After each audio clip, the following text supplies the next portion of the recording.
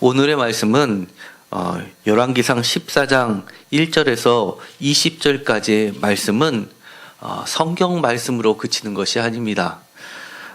전에는 이 말씀을 읽을 때 이런 일이 있구나 라고 생각했는데 정말 오늘날 대한민국의 현실을 보면 이것이 다시 한번 반복되는 듯합니다. 특별히 오늘의 말씀을 읽으면서 매우 의아하게 했던 여러 가지 중에서 그 징벌이 여로보암의 아들 아비야가 죽는 것으로 끝나는 것에 대해서 우리를 매우 당혹해 하고 있다는 겁니다. 14장 1절에 이렇게 이야기합니다. 그때 여로보암의 아들 아비야가 병든지라 라고 되어 있습니다. 그런데 이 아들 아비야라는 인물에 대해서는 이렇게 표현을 하고 있습니다. 13절입니다. 온 이스라엘이 그를 위하여 슬퍼하며 장사하려니와 여로보암에게 속한 자는 오직 이 아이만 묘실에 들어가리니 이는 여로보암의 집 가운데에서 그가 이스라엘의 하나님 여호와를 향하여 선한 뜻을 품었음이니라 라고 이야기를 하시면서 이 아비야가 선하다라고 하나님께서 인정해 주시는 겁니다. 그런데 이 사랑하는 아들, 왕의 아들이니까 그 다음 후계자가 되어야 될 이 아비야가 그만 큰 병에 들었습니다. 아버지로서 너무나 마음이 아플 것입니다. 그때라고 배경을 이야기하고 있습니다. 이 그때라는 것은 바로 이 12장부터 이어지는 배경을 설명하고 있습니다. 열왕기상 12장에 보면 통일 왕국을 이뤘던 다윗 그리고 솔로몬, 마지막 왕 솔로몬의 그 아들 때, 그러니까 남유다의 초대 왕인 르호보암 왕 때 나라가 갈라지면서 북이스라엘 10개의 지파의 초대 왕이 되었던 배경을 설명하고 있습니다. 초대 왕 여로보암은 쿠데타를 일으켜서 왕이 된 자가 아닙니다. 종교 개혁을 통해서 이 12장 15절에 보면 실롯 사람 아히야라는 선지자 그룹들에 의해서 예루살렘 성전을 개혁하고자 했던 무리들이 중심이 돼서 무려 10개의 지파가 함께 그를 왕으로 추대했던 겁니다. 그렇기 때문에 이 여로보암은 특별히 하나님을 누구보다도 잘 섬길 수밖에 없었던 인물입니다. 그런데 그가 왕이 되자마자 했던 것들은 북이스라엘 전체, 북이스라엘이 멸망할 때까지 하나님께서 끊임없이 이야기하셨던 여로보암의 죄라는 틀을 형성했던 인물이 되고 맙니다. 불행히도 그는 이 여로보암의 죄와 다윗의 선한 것과 비교되는 대표적인 인물이 되고 말았습니다. 그의 세 가지 죄에 대해서 성경은 이야기하고 있는데 제가 주보에 간략하게 요약해서 실었습니다. 통일왕국의 마지막 왕 솔로몬의 죄와 북이스라엘 초대왕이었던 여로보암의 죄, 그리고 남유다의 초대왕이었던 1대 왕이었던 르호보암, 그러니까 솔로몬의 아들인 르호보암의 죄를 비교해서 실었습니다. 이 여로보암의 죄 세 가지라고 흔히 이야기하는 것은, 첫 번째는 열왕기상 12장 25절에서 33절을 근거로 해서 하나님을 우상화하고 우상숭배했다는 겁니다. 자기를 위하여 두 금송아지를 베델과 그리고 단에 세웠다는 것이 첫 번째 죄입니다. 두 번째는 레위인이 아닌 보통 백성을 아무나 제사장으로 세웠다는 게 두 번째 죄입니다. 그리고 세 번째는 하나님의 절기를 자기 마음대로 조종했다는 겁니다. 제가 지난 화요일과 수요일에 새벽 예배에 분명히 여로보암의 죄를 구체적으로 설명을 했습니다. 다시 한번 요약하면 이 첫 번째, 두 번째, 세 번째 중에서 분명하게 죄로 공통적으로 인식되는 건 두 번째입니다. 그런데 첫 번째에 대해서는 논란의 여지가 있는 겁니다. 그렇기 때문에 이 우상이라는 것, 그리고 우상과 비슷하지만 우상이 아닌 것으로 취급될 수 있는 이콘이라고 하는 이콘 신앙 사이에서 파가 나눠지게 됩니다. 대표적으로 기독교에서도 이 십자가를 보면서 이것은 예수님의 복음을 상징합니다. 그런데 이것을 우상이라고 해서 십자가를 내리는 교단들도 있습니다. 말씀만이 중심이 돼야 한다 이야기합니다. 그런데 우리가 기독교가 개신교 입장에서 봤을 땐 천주교를 보고 우상이라고 하는 것이 있습니다. 천주교는 들어갈 때 마리아 상이 있고 예수님 상이 있는데 들어갈 때마다 나올 때마다 이 발에다가 키스를 합니다. 우리들은 개신교 사람들은 그걸 보고 우상숭배라고 합니다. 그런데 그들은 그것을 우상이라고 이야기하지 않고 이콘이라고 이야기합니다. 하나님에 대한 존경을 표시하는 것이라고 이야기합니다. 그렇기 때문에 이 이콘과 우상이라는 그 차이는 사실은 종이 한 장 차이입니다. 특히 이때 당시에는 글자를 모르던 시대였기 때문에 이것을 우상으로 보느냐 아니면 글자를 대변한 이미지로서 표현하는 글의 형식으로 볼 것이냐에 따라서 차이가 나게 됩니다. 성경에도 여러 가지 제시하는 근거들이 나오게 됩니다. 예를 들어서 에스겔서 43장 7절입니다. 이것은 매우 중요한 것이니까 한번 같이 찾아보도록 하겠습니다. 에스겔서 43장은 이 환상을 보는 장면이 나옵니다. 6절에 성전에서 내게 하는 말을 내가 듣고 있을 때 어떤 사람이 내 곁에 서 있더라. 7절 그가 내게 이르되 인자야 이는 내 보좌의 처소 내 발을 두는 처소 내가 이스라엘 족속 가운데 영원히 있을 곳이라. 이스라엘 족속 곧 그들과 그들의 왕이 음행하며 그 죽은 왕들의 시체로 다시는 내 거룩한 이름을 더럽히지 아니하리라. 8절 그들이 그 문지방을 내 문지방 곁에 두며 그 문설주를 내 문설주 곁에 두어서 그들과 나 사이에 겨우 한 담이 막히게 하였으며 또 그 행하는 가증한 일로 내 거룩한 일을 더럽혔으므로 내가 노하여 멸망시켰거니와 라고 이야기합니다. 여기서 성전을 이야기할 때 내 보좌의 처소 내 발을 두는 처소라고 이야기를 합니다. 다시 이야기하면 이 성전, 처소, 이 성전 그 중에서 가장 중심에는 지성소에 있는 언약궤를 두고 하는 이야기가 있습니다. 내 보좌의 처소, 내 발을 두는 처소. 하나는 의자, 또 하나는 발등상이라고 표현하는 겁니다. 발을 놓는 발등상이라는 겁니다. 우리는 지금까지 많이 알고 있었던 고정적인 개념은 성전은 하나님의 언약궤, 즉 말씀이 들어가 있는 곳이라고 생각했는데 또 다른 커다란 축을 이룬 이 에스겔서는 나중에 요한계시록에 하늘에서 내려오는 성전을 묘사하는 원형이 되고 있는 중요한 신학적 흐름을 가지고 있습니다. 그런데 또 다른 커다란 흐름은 이것처럼 언약궤를 말씀, 하나님, 곧 하나님으로 보지 않고 하나님이 앉고 계시는 의자 또는 발등상으로 보는 겁니다. 시편입니다. 또 다른 이해를 도울 필요가 있습니다. 시편 132편 5절입니다. 이것도 매우 중요합니다. 132편 5절에 보면 이렇게 되어 있습니다. 여호와의 처소 곧 야곱의 젖는 자의 성막을 발견하기까지 하리라. 6절 우리가 그것이 에브라데에 있다 함을 들었더니 나무밭에서 찾았도다. 7절 우리가 그의 계신 곳으로 들어가서 그의 발등상 앞에 엎드려 예배하리라. 여기서도 하나님의 처소를 예루살렘에 있다고 하지 않고 에브라다, 북이스라엘 지파 중에 계신 분으로 묘사를 하면서 그러면서 이 발등상이라고 표현하는 겁니다. 이처럼 여러 가지 전통이 성경에 포함되어 있습니다. 그렇기 때문에 이 베델과 단을 통해서 이 여로보암이 추진하고자 했던 것은 예루살렘 성전에 대항해서 보다 전통적인 신앙의 회복을 기치로 내걸었던 것은 분명합니다. 예를 들어 볼까요? 갑자기 제가 불상을 가지고 여기다 갖다 놓으면서 이것이 예수 그리스도의 십자가입니다. 예수 그리스도입니다. 라고 한다면 아마 여기서 다 반발이 일어날 겁니다. 아무도 받아들이지 않는다는 이야기입니다.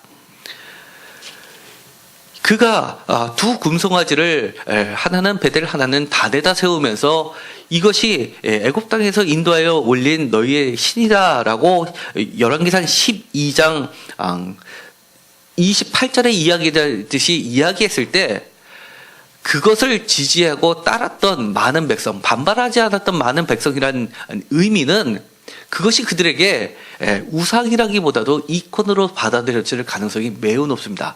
다시 말해서 송아지를 하나의 의자 또는 그룹 또는 발등상처럼 여겼을 가능성이 매우 높다는 겁니다. 그렇기 때문에 역대하 11장 15절에서는 여로보암의 죄를 똑같이 이야기하면서 하나를 더 추가합니다. 숫염소 우상이라는 말을 더 추가합니다. 그러니까 논란이 되는 금송아지뿐만이 아니라 숫염소 우상을 세웠다라고 해서 우상이라고 확실하게 못을 박아두려는 후대의 삽입으로 보이는 겁니다. 그렇기 때문에 이것을 우상으로 보는 겁니다. 그런데 이 복잡한 이야기 가운데서도 중심되는 이야기를 다시 한번 발견할 수 있습니다. 여호와께서 여로보암의 죄를 지적하시는 부분이 나오게 됩니다. 바로 변장에서 나오고 있는데 여로보암의 부인을 보고 하시는 하나님께서 말씀하시는 거 있습니다. 7절입니다. 가서 여로보암에게 말하라. 이스라엘 하나님 여호와의 말씀이 내가 너를 백성 중에서 들어서 백성 이스라엘의 주권자 왕이 되게 하셨다는 겁니다. 그런데 너는 9절에 보면 이전 사람보다 더 악을 행하고 너를 위하여 다른 신을 만들며 우상을 부어 만들어 나를 노엽게 하고 나를 내 등 뒤에 버렸도다라고 합니다. 하나님께서 지적하시는 것은 우상을 만들었는데 우상을 만든 근거가 바로 너를 위하여 하나님을 위하여 제단을 세운 게 아니라 너 자신을 위하여 다른 하나님이 아닌 다른 신을 만들었다는 겁니다.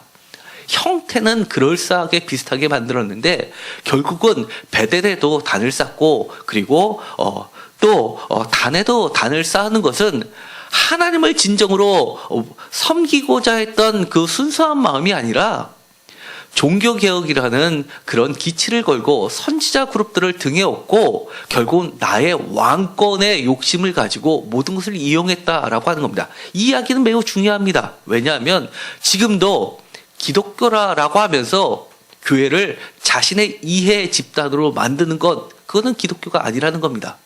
그거는 하나님을 겉으로는 말하지만 하나님을 보이지 않는 하나님을 형상화하면서 그러면서 자신의 이익을 착취하는 우상으로 만들어버렸다는 것과 똑같은 겁니다. 그렇기 때문에 지금도 우리는 우상과 참된 하나님 속에서 반드시 깨어있어야만 되는 겁니다.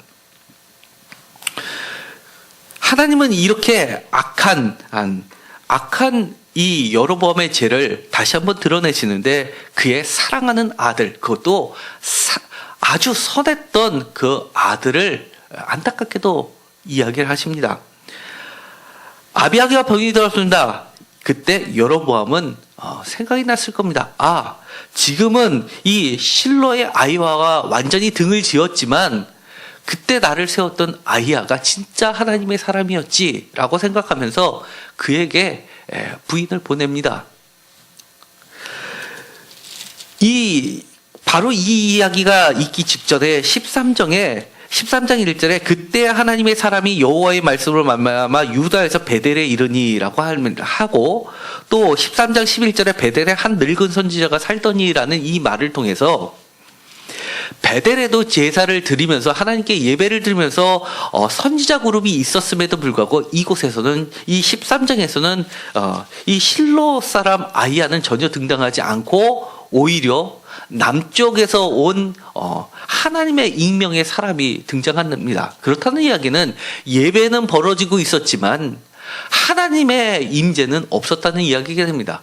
그 많은 제사장 집단, 선지자 집단이 북쪽에도 있었음에도 불구하고 하나님께서는 실로 사람 아히야와 분명한 이유로 서로 등을 돌리게 되자 북쪽에선 찾을 사람이 없으니까 남쪽에서 하나님의 사람을 데리고 왔다는 이야기가 됩니다. 그러자 그것을 누구보다도 잘 알았던 이 여로보암이 다시 등졌던 아히야를 찾아갑니다. 그것도 변장합니다. 일어나 변장하여 사람들이 그대가 여로보암의 아내임을 알지 못하게 하고 찾아가라는 겁니다. 그리고 손에도 풍성한 예물을 가지고 갔습니다. 그런데 이 아히야는 나이가 아주 많아서 눈이 어두워 보지 못합니다. 보지 못하니까 모를 줄 알았습니다. 심지어 그들 내리 속에 강하게 박혀 있었던 그들의 조상 이삭도 눈이 어두우니까 나이가 많아서 눈이 어두우니까 분간을 하지 못했었습니다.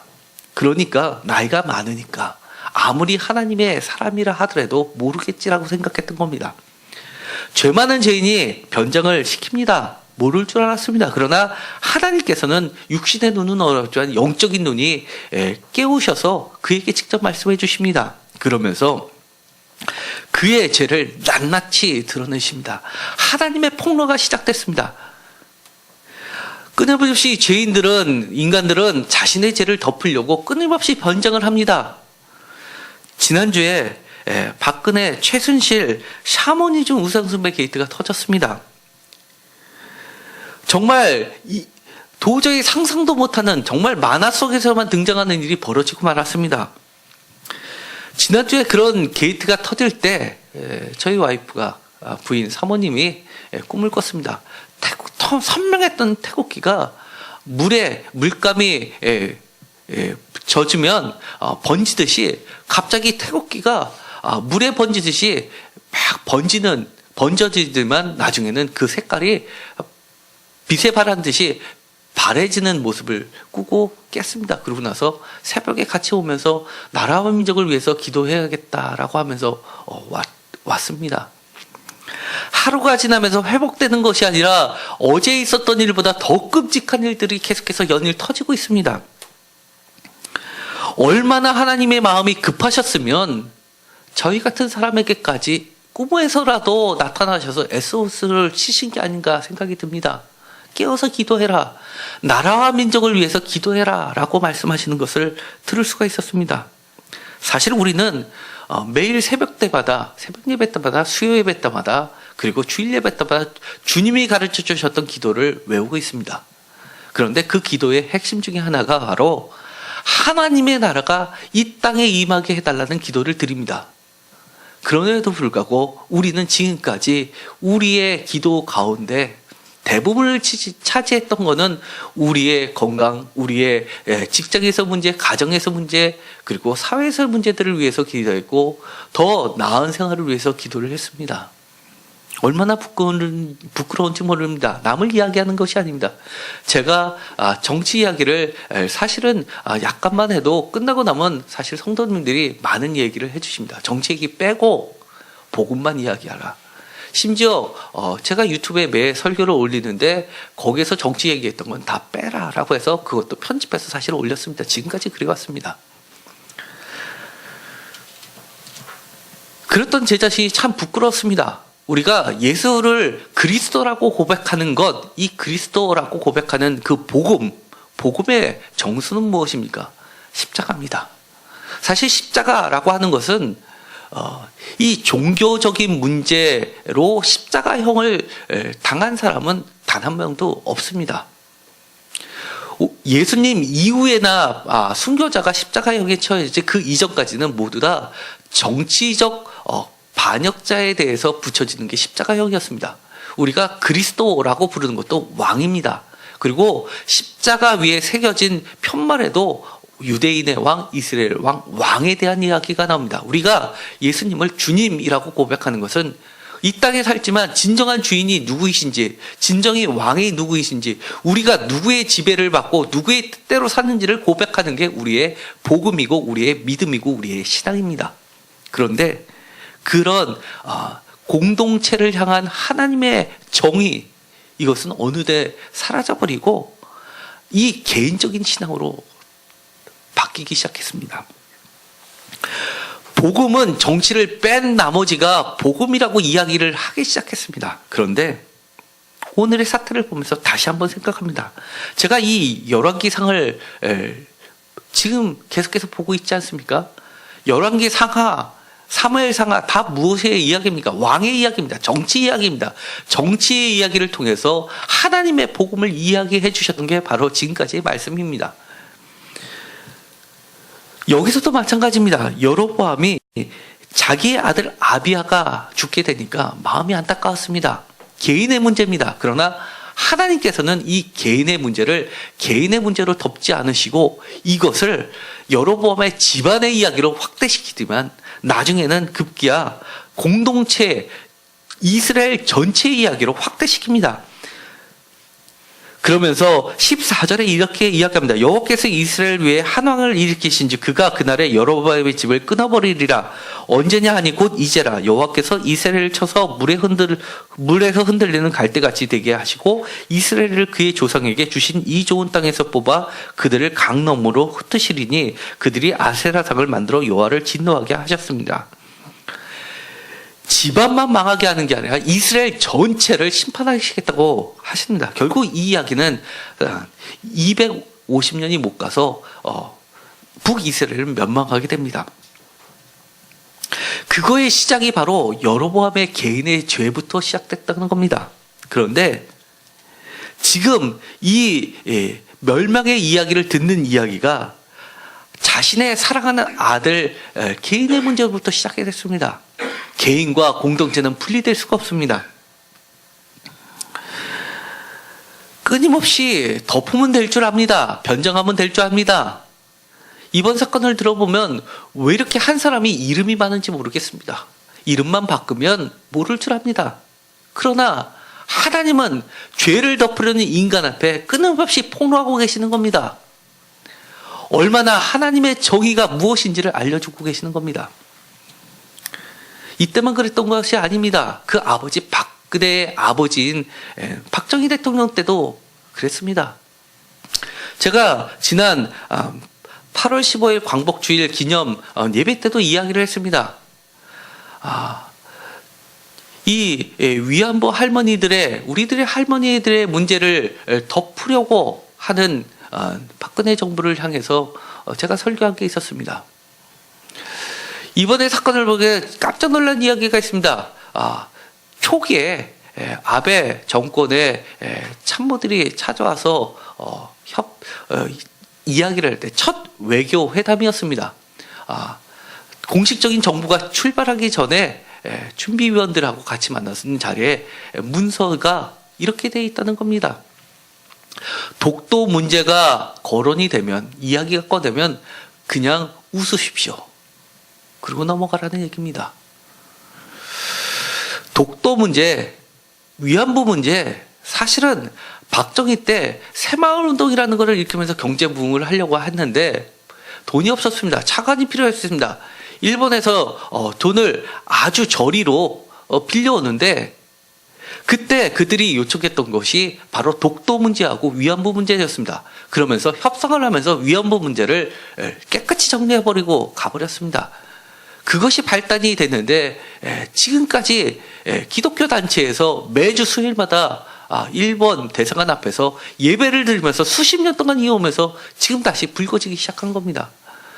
독도의 문제를 웃고 넘어가자라고 하는 대통령, 사실 대통령이라고 할 수 있겠습니까? 이미 나라를 팔아먹었잖아. 다를 바가 뭐가 있습니까? 자꾸 덮고자 하는데 하나님은 끊임없이 다시금 폭로하시는 겁니다. 모를 줄 알았는데 알려주시는 겁니다.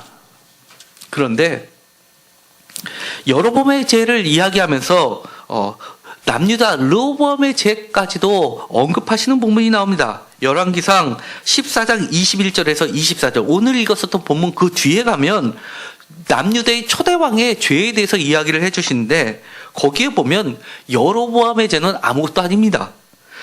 산당과 우상과 아세라상을 세우고, 두 번째 남색하는 자가 있었고, 세 번째 백성이 우상 숭배를 본받게 했다라고 하는 게 이 남유다 예루살렘 성전이 있는 남유다 초대 왕이 지었던 죄입니다. 이것과 여로보암의 죄를 비교하면 상대도 되지 않습니다. 그런데도 불구하고 이 열왕기상 14장 21절에서 24절까지는 이 르호보암이 악하다라고만 이야기했는데 역대하 12장 1절에서 8절까지를 보면 열왕기상에는 없는 이야기를 넣고 있습니다. 그래도 르호보암은 선의 점이 있었다라고 이야기하면서 선한 점을 이렇게 이야기합니다. 그가 르호보암이 하나님을 버리고 나니까 하나님께서 애굽 왕 시삭을 침공하게 하셔서 예루살렘 성전의 금은 보화를 다 가져갔다라고 하니까 그때서 이 르호보암이 회개합니다. 여호와는 이렇게 하시는 여호와께서 의로우시다라고 이야기를 합니다. 그거를 보시고 하나님의 사람 선지자 스마야에게 너가 저 겸비함을 보느냐? 르호보암 왕은 선하다라고 하면서 내가 예루살렘은 전부 멸망하지는 않고 이 정도에서 그치시겠다라고 합니다. 사실 저는 전에 이 말씀을 읽으면서 이해가 가지 않았습니다. 세상에 선하다고 할 게 따로 있지. 예루살렘 성전이 까지 침투해서 금은보화를 다 가져가고 솔로몬이 만들었던 금방패도 다 빼앗기는 마당에 잘못했습니다. 그 말 한마디 했다고 여로보암은 여로보암보다 더 많은 죄를 지었는데 이 사람은 선하다라고 하고 북이스라엘 여로보암은 나라까지 멸망시키고 그리고 사랑하는 아들 하나님께서 인정한 선하다는 아들까지도 죽이셔야만 됐을까라고 저는 의아했습니다. 그런데 오늘날의 사태를 보니까 이것도 선하구나라고 생각했습니다. 왜냐하면 지금의 상황을 보니까 하나님께서 폭로하셨을 때 이 르호보암처럼 하나님은 의로우시다, 잘못했습니다, 겸비함을 나타내는 게 아니라 끊임없이 덮으려고 합니다. 뭘 잘못했냐라고 하는 것 같습니다. 이제는 이 정치와 복음은 완전히 분리된 듯합니다. 그러나 정치와 복음은 분리될 수가 없습니다. 어저께 뉴스를 보니까 16살짜리 학생이 촛불 집회에 참여를 했습니다. 그러면서 교과에서 배운 거하고 틀리잖아요 라는 이야기를 했습니다. 최근에 인기를 거뒀던 드라마가 있습니다. 그 드라마 노답 3인방 공시생 수험 공시생 이야기가 나왔습니다. 그들을 붙이기에 구급 공무원 시험 준비를 하는 노량진 학원에 있는 3명의 친구들한테 노답이라고 이야기합니다. 답이 없다는 이야기입니다. 이제는 우리 청소년들이 대학생들이 경험하고 바라보는 세상은 답 없는 시대가 되었습니다. 이제는 우리가 그런 시대를 넘겨주어서는 안 됩니다. 우리 기성세대들이 이제는 잘못된 것은 최소한 잘못됐다라고 이야기하면서 그들에게 다시 한번 밝은 시대를 넘겨줘야 됩니다. 하나님이 이야기하셨던 과부와 고아를 돌보시는 하나님, 정의를 바로 세우시는 하나님, 죄를 덮으려는 인간에게 끊임없이 폭로하시는 하나님의 정의를 우리는 다시 한번 회복시켜야 됩니다. 이 여로보암의 아내는 자신의 아이만 생각했지 자기가 하나님을 믿어서 잘 되고 복 받으면 됐지 공동체는 어떻게 되든 관계없었던 이것에 대해서 하나님은 그 사랑한 네 아들이 그렇게 사랑하냐? 네 아들을 내가 가져간다라고 하면서 그 아픔을 여로보암의 집과 더 큰 아픔인 이스라엘 집안, 이스라엘 전체의 아픔하고 비교해 보라고 선언하시는 겁니다. 이제는 우리가 해야 될 것들이 여러 가지가 있습니다. 첫 번째로 가장 중요합니다. 하나님의 꿈을 우리도 품어야 됩니다. 내 꿈을 내 개인의 꿈으로만 가둬서는 안 되고 하나님의 공동체를 위해서 예수 그리스도가 하셨던 것처럼 하나님의 나라가 이 땅에 심어지기를 위해서 우리가 그 꿈을 함께 공유해야 됩니다. 두 번째, 하나님의 나라를 위하여 우리가 끊임없이 우리나라 대한민국을 위해서 기도해야 됩니다. 우리의 기도 속에 국가를 걱정하는 기도가 반드시 들어가야 됩니다. 또한 세 번째, 구체적인 하나님의 행동이 예언이 성취되듯이 우리가 여러 각도에서 우리의 행동을 표출할 필요가 있습니다.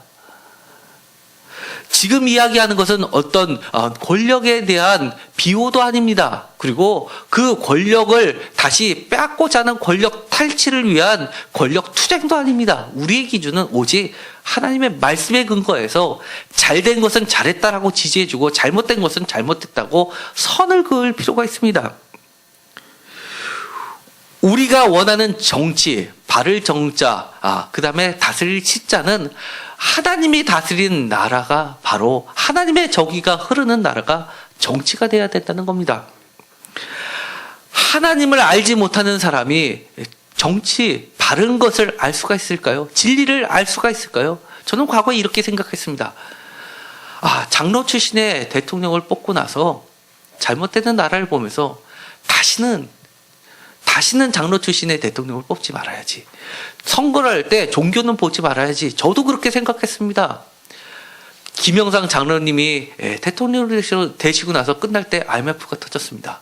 이명박 장로님이 대통령이 되시고 끝날 때 온갖 잡음이 나왔습니다. 앞으로는 정치와 복음은 분리해야지, 교훈은 분리해야지, 종교는 아무렇지 않아 라고 생각했는데 오늘의 사태를 다시 보면서 제가 회개했습니다. 하나님을 모르면 참된 진리를 알 수도 없고 그것을 알려줘도 덮기에 급하게 됩니다. 최근에 F 감독 이야기가 많이 나옵니다. 이 비리의 핵심에 있었던 그 사람 얼마 전에 CBS 새롭게 하소서에서 간증에 나와서 많은 사람의 갈채를 받았던 사람입니다. 자기만 하나님을 믿어서 간증하고 잘 믿었다면 이렇게 축복받고 라고만 중요했지, 이 하나님의 나라, 하나님의 공동체가 어떻게 되는 거는 안중에도 없는 신앙으로 변질해 버린 건, 이것을 하나님께서는 이렇게 이야기하는 겁니다. 너를 위하여 다른 신을 만들어 우상을 만들어 나를 노엽게 하고 나를 내 등 뒤에 버렸도다 라고 이야기하시는 겁니다. 다시 한번 이 우상은 형상화된 것뿐만 아니라 하나님의 정의를 버리고 하나님을 자기의 목적을 달성하는 수단으로 바꾸는 그 모든 것이 우리에게 우상이라는 걸 분명히 할 필요가 있습니다. 우리의 신앙은 이제 다시 한번 하나님께로 방향을 맞추어야 됩니다. 그것이 하나님께서 원하시는 진정한 복음이고 그것이 예수 그리스도가 품으셨던 거룩한 뜻입니다. 다시 한번 우리가 하나님의 나라가 이 땅에 올바로 세워지도록 대한민국을 위해서 함께 기도하는 여러분과 제가 되었으면 좋겠습니다. 기도하고 마치기로 하겠습니다. 하나님, 하나님의 슬픔이 우리의 슬픔이 되게 하시고 하나님의 기쁨이 우리의 기쁨이 되게 하시고 하나님의 뜻이 우리의 꿈이 되게 하여 주옵소서.